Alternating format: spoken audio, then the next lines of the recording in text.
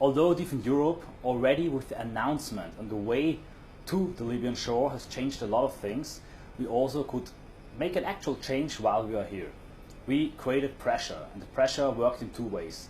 First of all, it embarrassed the European Union and the Italian Coast Guard and fastened the legal process. It forced them to act because it was embarrassing for them that a group of private patriots and activists had to charter a ship from Djibouti to do their job of overwatching and policing the NGOs in this area. This was the second effect.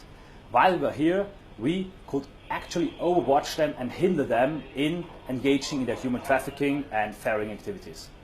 What we did was the following.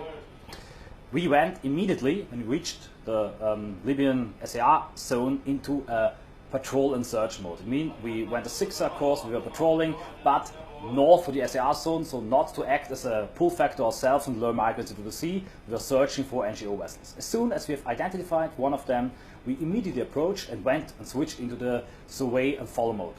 We called them on radio, we have created an own code of conduct for that, and we advised them to leave the SAR area. We informed them about the illegality of their activities when they bring migrants to Europe. We read to them the Italian code of conduct. They need to have the AIS switched on all the time. They mustn't enter Libyan waters. They mustn't transfer migrants from one boat to another. And we informed them that the safest, closest port to the Libyan SAR area is not Valletta, is not Catania, but is of course a Tunisian or a Libyan port. And after that, we just followed them. We followed them and watched them day and night. And we could see, it was visible how annoying it was for them. They made one turn after another, hoped that we would turn away, but we didn't. And we followed their Aquarius for several days.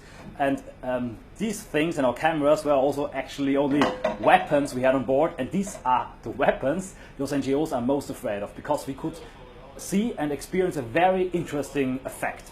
While we were following the Aquarius for several days, they did not engage in any saving or human trafficking operation, although the weather conditions were ideal. It was the best days during this week, the lowest wind, the lowest wave height, and it would have been the best days. We would have expected them to go in and make an SAR scenario, take on some migrants aboard, but they didn't.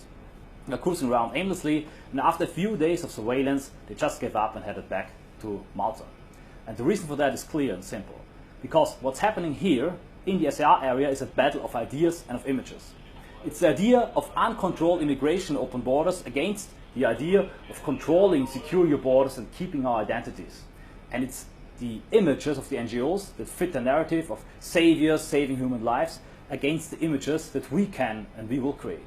They knew that when we could film what they do, we could show the whole world that it's not about saving, it's about transferring migrants like cattle for a price that is making human traffickers billions. And so with our sheer presence in the SAR area, we could hinder those ships in engaging in their activities. This was the success of Different Europe, and this is why we came here, that's why we are here, and why we will come back when the situation gets worse again.